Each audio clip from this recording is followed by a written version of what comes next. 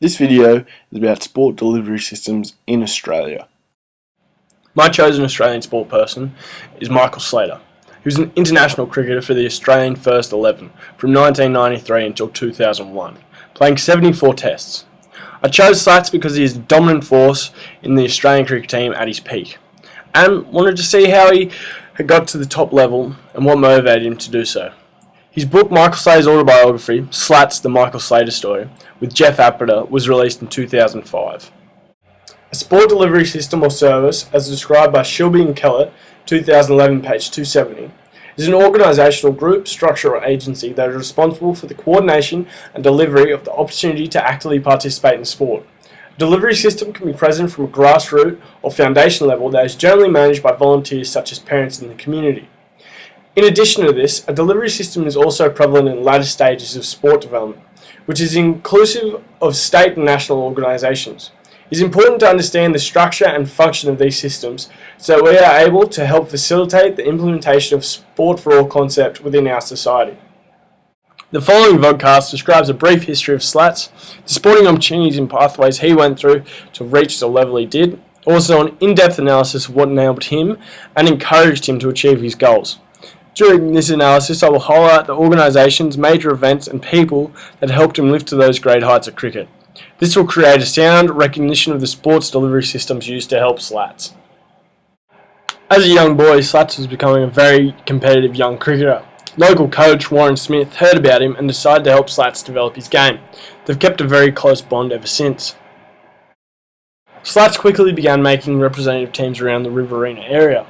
Clive Robertson, a local school teacher, helped Slats get into the AW Green Shield comp for Balmain in Sydney. He was chosen in under 16 and under 17. Following the under 16 comp, Slats was picked as captain for the under 16 New South Wales side. Then, after his under 17 AW Green Shield season, he was picked in the New South Wales side for the National Cricket Carnival as vice captain, but had to withdraw due to injury. At 18, Slats was picked on the under-19 cricket side for the National Championships in Brisbane as captain. Then, at 19, picked on the under-19 state side as vice-captain held in Canberra in 1988. Following 2 successful years, Slats was chosen the Australian under-19 squad for 3 one-day games and 3 tests against New Zealand. Once picked in the Australian under-19 side, players were given the opportunity to attend the Australian Cricket Academy in Adelaide through the 89-90 season, now known as the Commonwealth Bank Australian Cricket Academy. And it enabled him to get a real-life feel for professional cricket. According to Slats, the ACA was a godsend to young cricketers. Slats had an injury-prone year, but was able to tour New Zealand in the final tour of the year. For their final game of the year, they played WA second 11 in Perth. Slats really found his feet. Afterwards, Slats was picked in the New South Wales second 11 in Canberra 2 days after the Perth game. It was his first paid game. He earned $280. Afterwards, he took 6 months off before deciding to move to the Big Smoke, Sydney, and try his luck in 1991. He was offered a job at New South Wales Cricket Association, now known as the New South Wales Cricket, as a young admin officer, thanks to Neil Maxwell, a friend and cricketer, and Bob Bradford, the New South Wales Cricket Association secretary.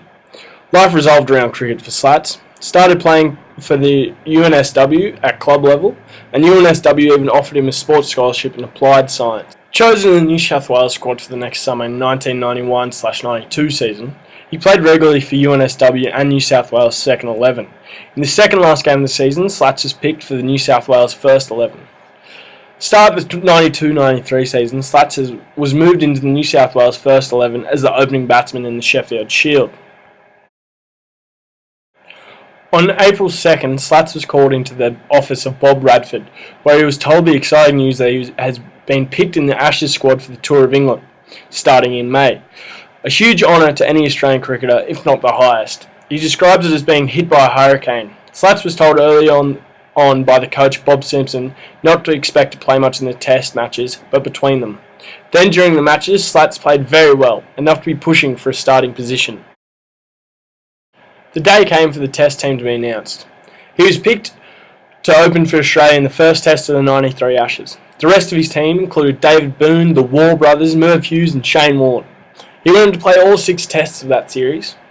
Slats ended up playing 74 tests with his last in 2001, the fourth test versus England at Leeds. He was then dropped.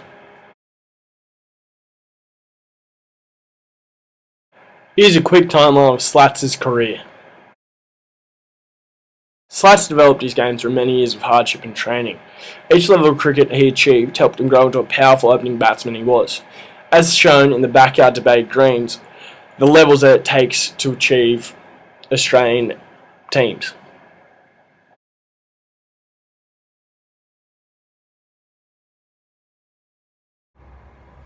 I think that Michael Slater knew what it took to become a professional athlete and how to get there.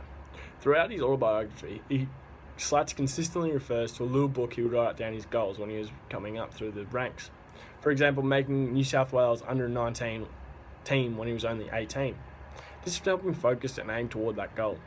The Australian cricket development pathway is clearly set out within the book.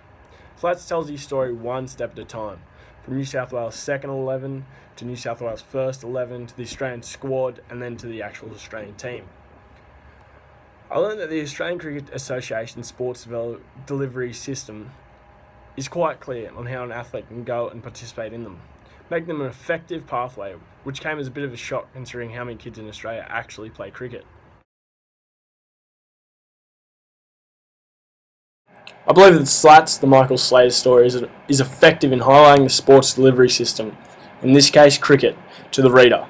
Also that each level of the development creates a better, well-rounded cricketer. Thanks for watching.